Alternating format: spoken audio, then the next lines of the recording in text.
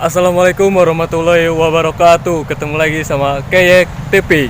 Yek yek yek.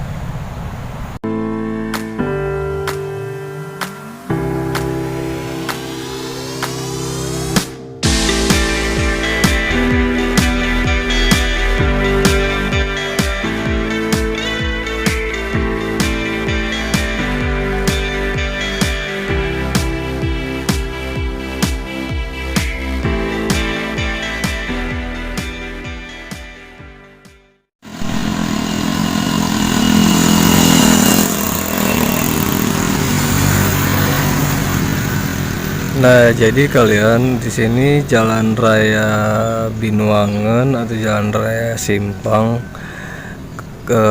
Saya harap kalian harus berhati-hati kalau berkendara. Soalnya di sini lagi ada perbaikan irigasi atau saluran air. Soalnya saluran air yang sekarang itu lumayan lebar dan sangat dalam juga, jadi kalian harus berhati-hati kalau berkendara motor atau mobil. Jangan sampai out, soalnya kalau out tuh sangat membahayakan buat kita semua.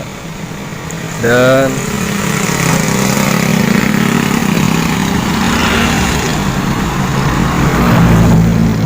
nah, sampai jalan raya Bayak juga sama, lagi